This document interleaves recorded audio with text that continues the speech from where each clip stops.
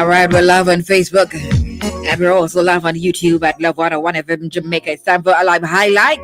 And you heard my guest is Chris Malachi. The buyer you locked door. That buyer here is on the pistol. Lord have mercy. I just have to say, etc. Now, Chris Malachi, born into a musically gifted and spiritually rooted family, is a Jamaican artist whose name reflects his purpose as a messenger through music. Growing up in Stony Hill, St. Andrew, he was immersed in church life, learning piano, singing in the choir, and observing the musical excellence of his father, uncle, and other influential musicians connected to the church. These early experiences shaped his understanding of music as both ministry and art. He matured. Chris developed a passion for songwriting, poetry, and diverse musical styles, eventually performing one of my favorite genres, jazz, roots, reggae, and more during his time at the University of the West Indies. His professional journey accelerated when he began collaborating with renowned producer JLL, leading to his debut EP titled The Messenger in 2019. Now, he continued to release impactful projects such as Ball, Fireball, and Everything Cool, as well as the collaborative anthem We Move. In 2023, Chris expanded his creative vision with Work and Play, a project and live show emphasizing the balance of creativity, discipline, and continuous learning. His more recent work, including Graveyard Shift, Diamonds, and We Move the Victory Lap, signal his commitment to delivering honest, soulful reggae music. At the core of Chris Malachi's artistry is unwavering authenticity. He believes that an artist's primary duty is to express truth and reality, using music as a vehicle for introspection, connection, and meaningful exchange.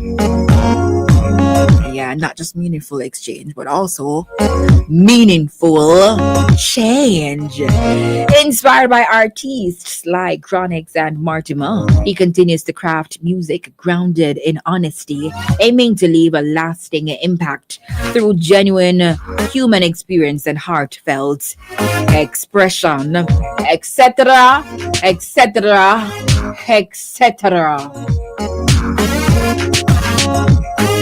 Help me welcome to a live highlights. Chris and Malachi, good afternoon to you. Chris, how are you? I am good. How are you? I am good. It's good to have you on here. How you doing? You say you're good. So, I, and that's good. I'm good. I mean, it's been a productive day so far. All right. Yeah, man. Nice, nice. Now let me ask you this first question. So we're on air. We're going. We're live. Yeah, man, we're live on here on everything All already. right. Good morning, Mhm. Jamaica. Good morning. Where are you? It's I'm morning. in, I'm You're in in Jamaica. Kingston. You're over. Oh, No, but you're in I'm right here. So, some morning over there, so hmm? it's okay. It's morning over there. Of course, every day is morning. But anyways, what's your first question? My first question is, who discovered this talent, this gift, this musical gift?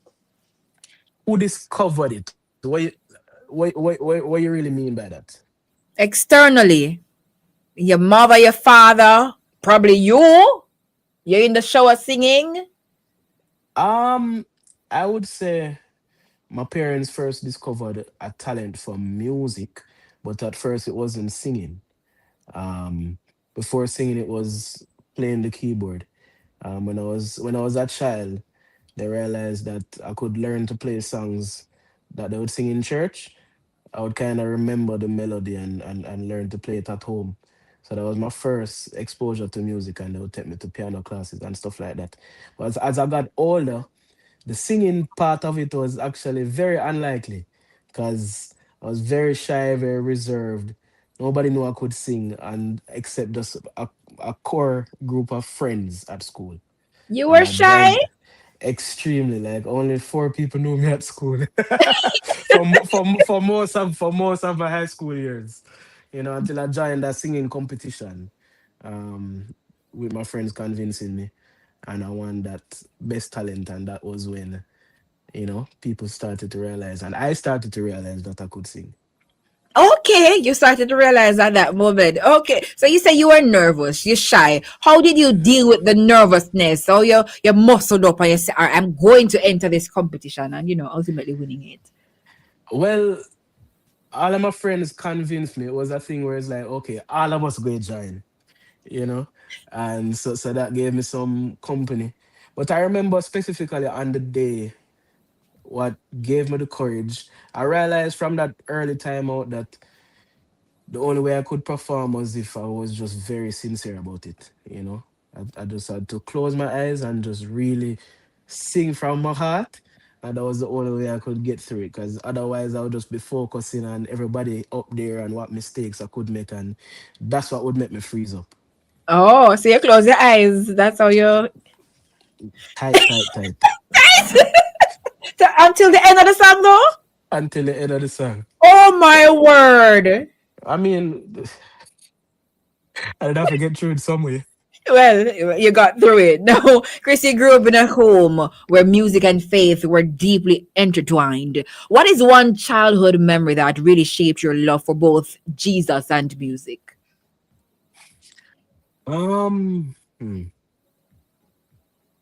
mean, it's hard for me to pinpoint one moment, but I just know growing up, it was always really connected, because you know my family would be playing in church and stuff like that, Mhm. and at first it was just a, I guess a bonding exercise because that was the way for me to get closer to my cousins and stuff like that. I think just as I grew older, I started to understand the connection and just the power that music holds in terms of encouraging people in the faith. But I think I started to realize that when I was around 14, and started to want to learn how to message myself in the music. you know that's when I started to understand some kind of importance of being intentional about how I carry myself musically and what I would want to portray. Mm.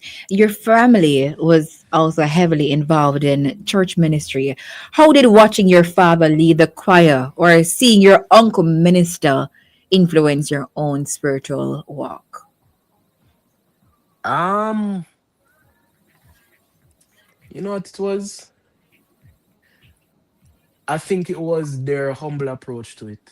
Mm-hmm. And that's when I learned that the ministry is really more about serving because, say for instance, so like both both my both my dad and my uncle on his side of the church, they both do separate annual concerts every Mm. year at the church. Okay. And so I grew up with my dad. He still does it. He's in Manchester every weekend. I grew up watching him go to choir rehearsals in the week, coming home, dropping on people in Maypen and then Portmore and then stuff like that, coming Wow. home and then going back to work the next day and then going back to Manchester. So from that time and just seeing him do it over and over, I realized that even more than just the lights of it, that music is a real ministry of giving and stewardship and really helping people along the way. And that's the power of it. I mean, I remember just having early talks with my dad, and of course sometimes he would open up about just it being difficult sometimes and just the frustrations that come with it. But then he would always say, "But may I do God work still, and that would always keep him going, and it's still keeping him going to this day. So I just Mm. always understood that from the day that I make a decision to be a musician is really about the meaningful work of it. Yeah, wow. Do you remember the first time you realized that music wasn't just a hobby, but a calling from God, Chris? Yeah. You know why these questions are so hard to respond in terms of like a specific event, because it's been so long on the journey. Okay, so it's like looking back, I can just remember it as like a gradual thing. But I remember music always being a very strong thing weighing on my heart. Mm-hmm. Because as I said, I grew up very shy, very reserved, um, and it wasn't the first choice. Like I wasn't the one people would pick out of the crowd and said that guy is going to be a singer someday. I was way back, but from that I had that calling on my heart, and that's what I identified it to be, a call from God, because no matter what I tried to do or to escape it, it it stayed there. Yeah. From we're talking from I was like 15, like picking CXC subjects and realizing that, boy, I guess it's me alone really want to do this, and feeling the loneliness of having a calling like that, you know, but then learning to stick with it. And I think over time, I learned that once I'm once I'm getting closer to God, then just that strength and confidence and faith to see it through has been helpful along the way. So from a longer time, you wanted From to be a singer, or just wanted to be in music. As I music. got as I got older, I realized that it would be singing, but as I said, there was no straight path to it because I didn't know what to do to get there. And even Mm-hmm. when I told my parents that, hey, Chris, I, I told them, hey, I want to be a singer. This is when I was probably like 18. They'll be like, what are you talking about? You don't even sing. Wow. And I think as much as it may not seem so right now, I think my life is a testament that God can use anybody, As I said, trust me, it was something I was deathly afraid of. Yes. But I think that's how God works sometimes, because at the same time, those are the things that you really care about. You care about doing it the right way. Right. And that was me. And I just, pray that strength to continue stewarding everything in the right way. In the right way. All right. So, since they say, hello, you don't even sing, what was the reaction when they realized that you went ahead, you recorded, was it an entire album? Your first So EP? so by that time they would have known.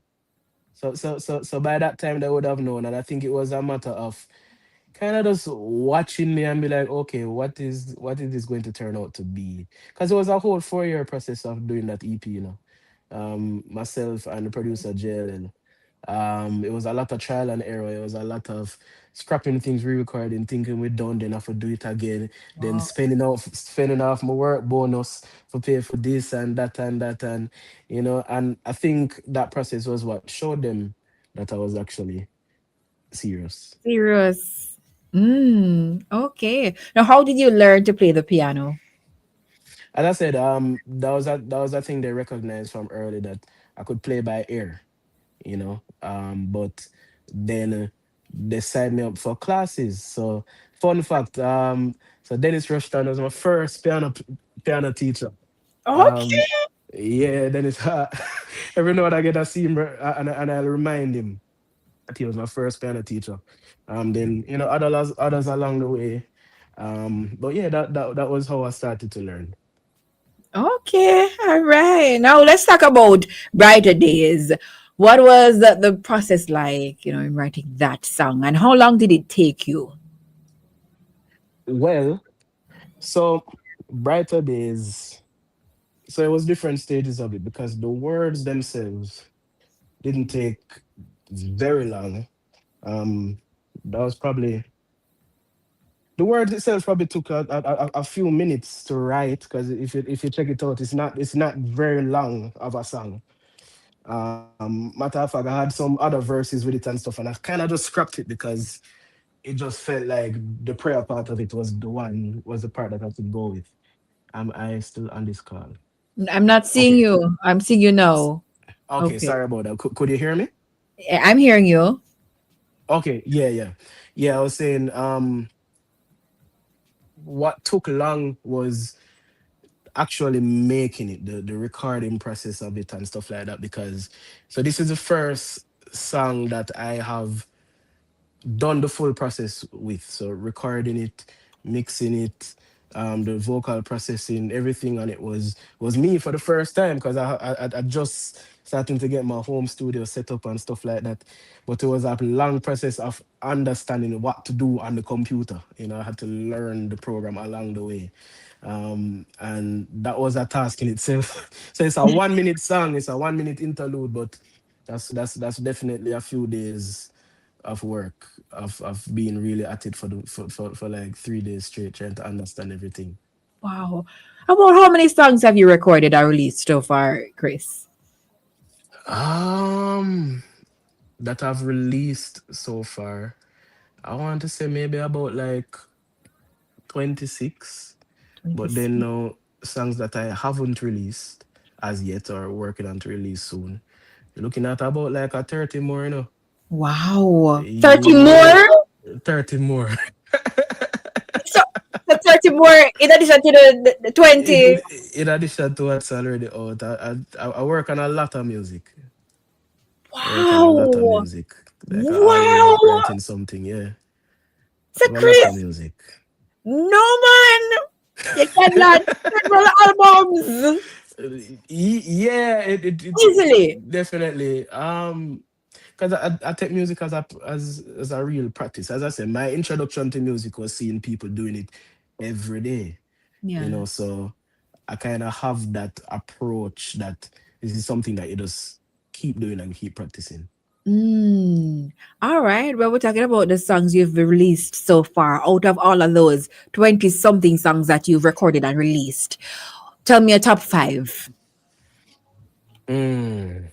All right, these are the five that usually if somebody called me on a show Sure, and them you say can see. five song, I'm going to do these songs. All right. So you have Take on the Street. I always A do song that those. you know. Then you have Army of Light. I do that a lot. Um, Graveyard Shift. I do that a lot. You have a song called Always There, but I do it That's unlike, I huh? know that song. I used to play that song all the time when I do Sunday showcase. I'm not sure if anybody say, you know, I always hear that song the Palo on Sundays. Always there. It's such an encouraging song. Thank you. And these days when I do it over like a different reggae rhythm. I usually do it over prison over rock rhythm these days. Oh, I do it with like a medley and stuff like that. It's such a good song to get people going. yes. Um, and I would say the fifth one that I usually do, I would say Cool and Easy. Cool and Cool Easy. and That's a easy. Yeah, man. That's a love song that I really enjoy singing as well. And it's such a classic reggae song that it usually works in spaces. Ah, wow, wow. I can't tell you something. If it's nice like Supligen. I don't like What? it smooth Like like something Jada. you know, Supligen just nice and smooth and silky when you never hear the one there yet. I've never heard that. You know, active with the pressure the bone and you can't chew it out, but it's nice. That's my favorite meal is I love Thank oxtail. you very much. Miss come to the oxtail voice and the supplicant voice. Hello, hello, hello. All right, Chris. All right, Chris. Full of talent. And we did not know that you could play the piano until today. Well, me, let me say me. And some of them, I'm sure them never know. I need to get back onto it and be more consistent, but that's definitely my foundation with the music. When last have you played?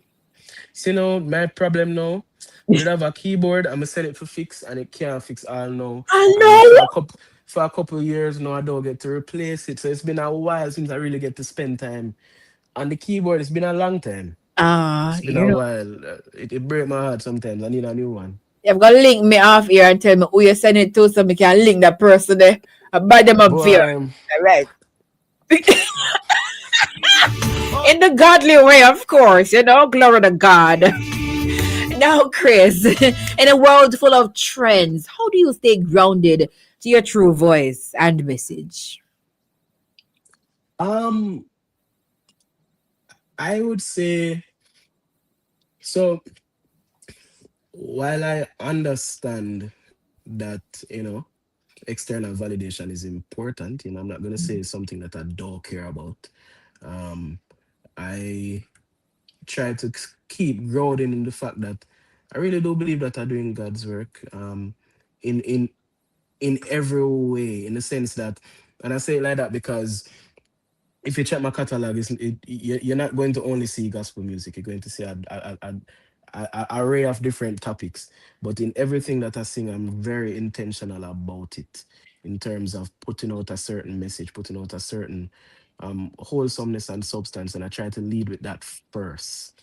You know, I'm the type of person who I'll change one line in a song because let myself, okay, this might send the wrong message, you know, Mm, because I really believe that it's about what you're building over time. It's about it's a really about, I believe music is something that you speak into people's souls when you speak, when you're singing in music, because that's the way how that works. And with that understanding of it, I really try to be intentional in every part of it that I do. So I think that's what keeps me from not just chasing the trends. And sometimes just when them say, "Yo, the steps of a good man are ordered by the Lord," is like yes. I believe that even when things might not make sense right now, you know, all things work out for all things work out for good for they that work according to His purpose. And I really try to grow myself in that if it going to take 5 years, if it going to take 10 years, it must make sense eventually, and I really try to lead with that.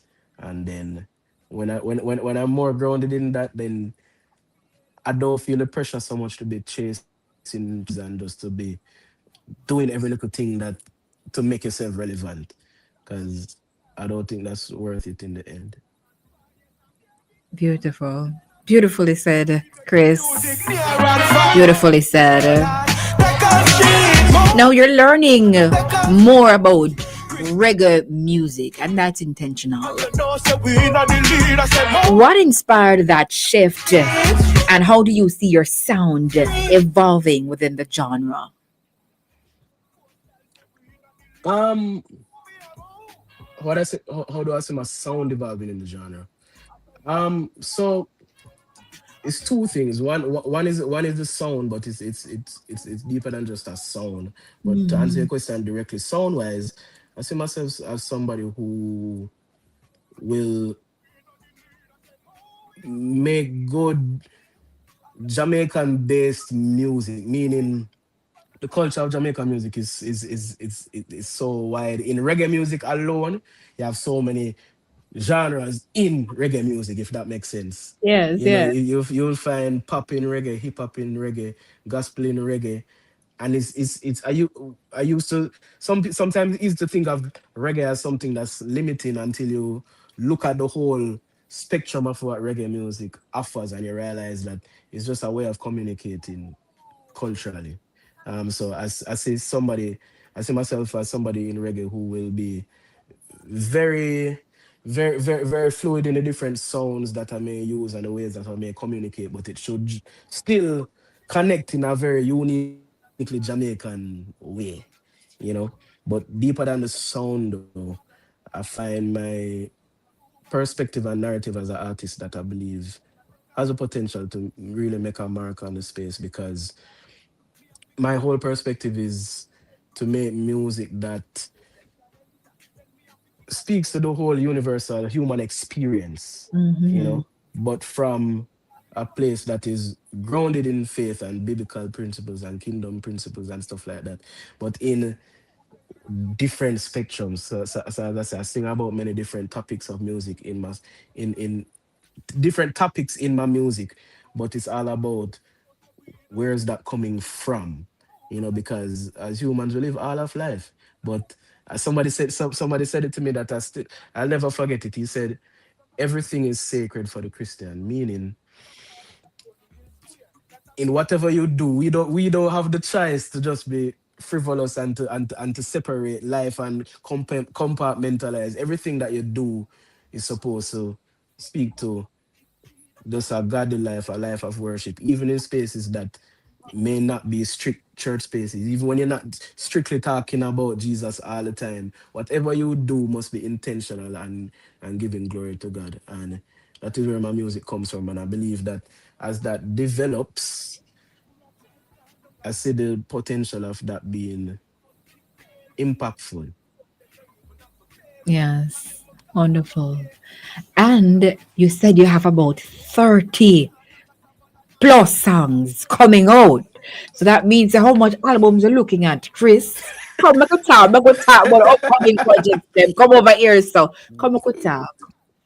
For now, I would say those 30 songs consist of two albums that I'm working on, as well as just some Wow. different singles and juggling rhythms with different producers and stuff like that.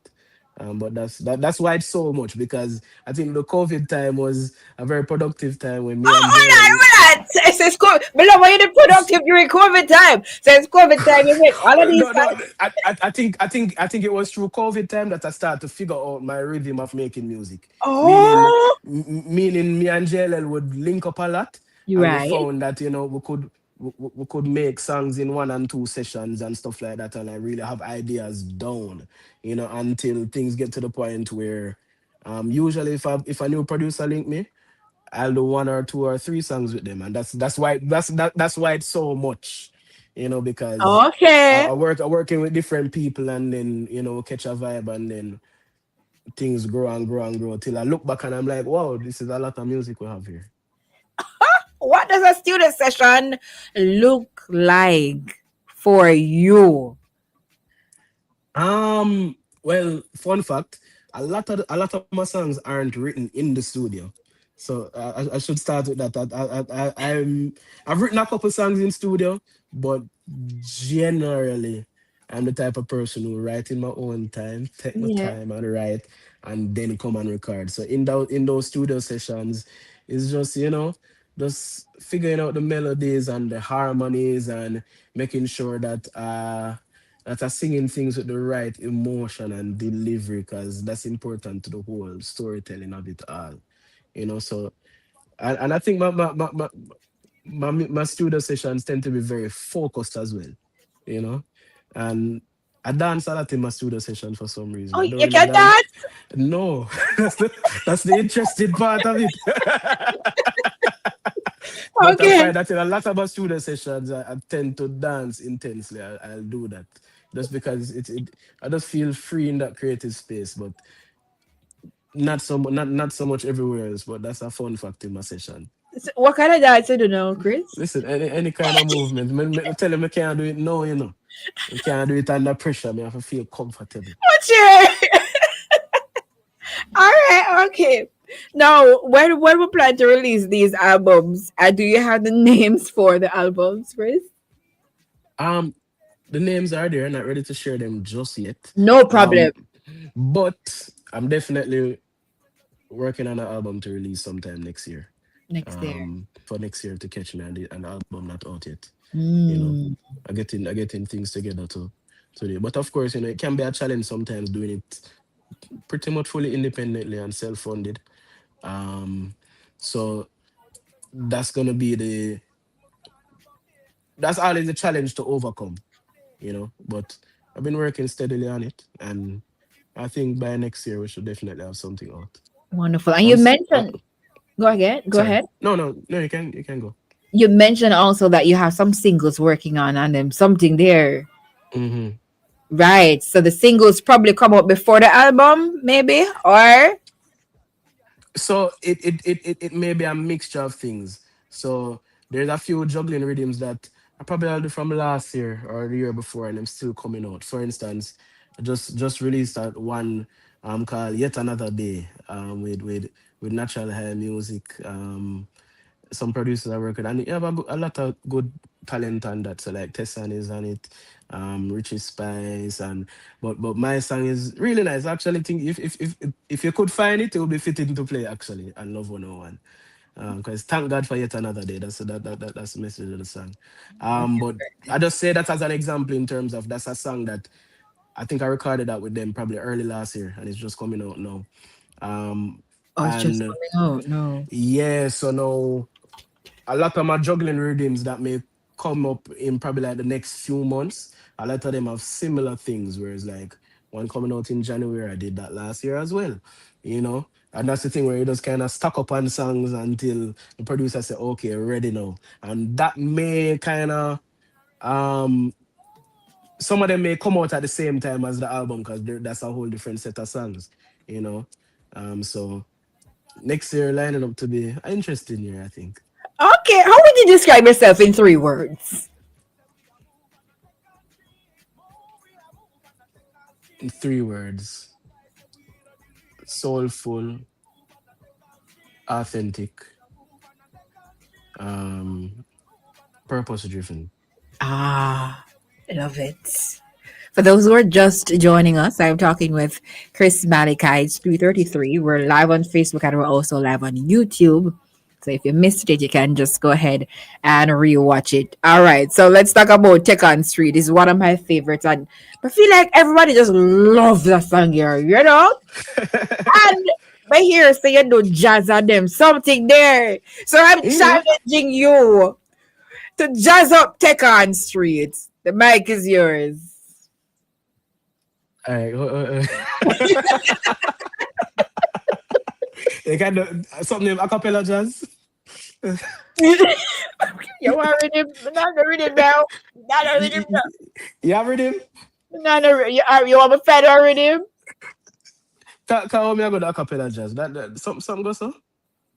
You know, music is an art. If you don't got, you can create it. Don't it? Let me see if I can find one jazz instrument. No, then probably I go copyright me something. Oh God. Jazz. So it's like a Hold on. Let's see what we can do. Jazz instrumental, but not even know it, cause all right. What is this? Chris, it's not even got a couple lights. Hold on, Mrs. Something I probably can use. But them here got too slow. All right. You want socks in there or what? I don't know. anything. The first one you're fine.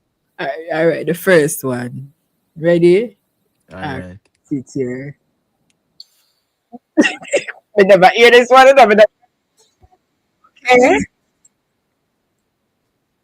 You hear it, right? Can't hear a thing. You not hear it? Not a thing. Well, yeah, I forgot a couple like then. Sit in All right. So as they move, we are move on a tech on street. So we are move on a tech on street, alright then. We have to keep a show in a transport center. Clean music so the youth them can enter. Then we have to keep a stage show down a market. Show them second one cock a full basket. And then with the ugly park, then we have to reach all if me have to walk on no worries. And we step in up a pin. Love one away and we are rock out the scene. Alright, alright. We got take on the street and yeah, I mean, security! Lord of mercy! Listen to me, the man. Chris Malachi. On Love 101 right here, so he just jazzed up, but Tech on Street. I Yeah, mean man. as much as you could. As much as he could, but you know, he did it justice. Couldn't find the instrumental, but you know, he a cappella did. Thank you so much. Thank you so much. Now, what legacy do you hope to leave as both a musician and a messenger, Chris, as we wrap? Um,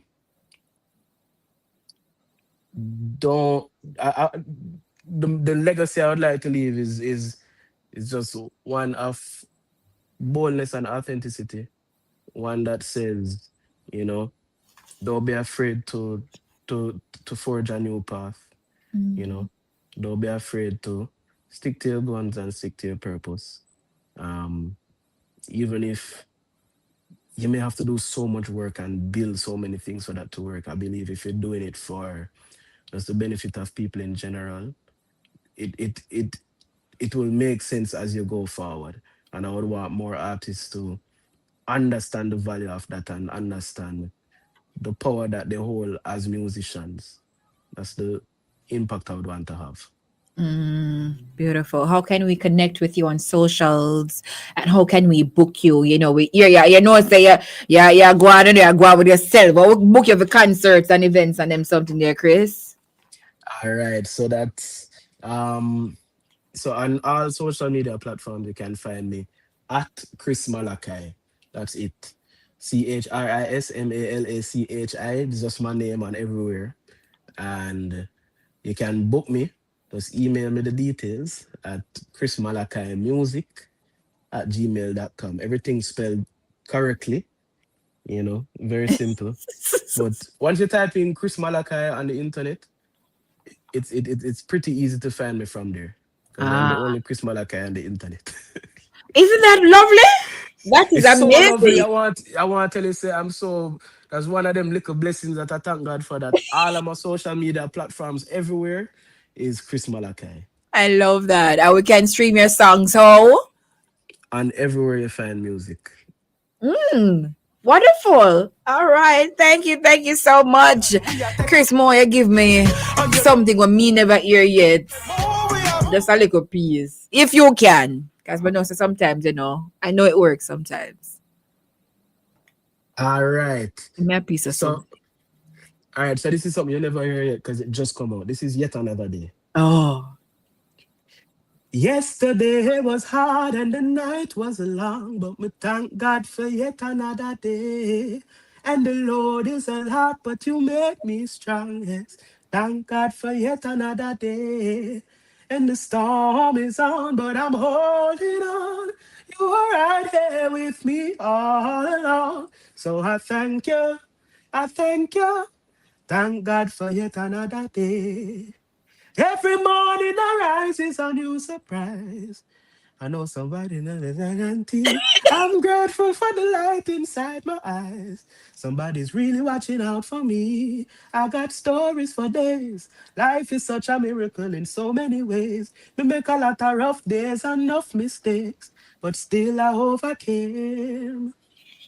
Oh, That's beautiful. Yet another day. Thank you so much, Chris Malachi, for sharing your story and journey and singing, jazzing up what you could jazz up over there with Take On Street. Thank you so much, Chris. Blessings to you. And we're looking forward to your albums and your singles and the Thank you so collaborations. much. Them. You're welcome.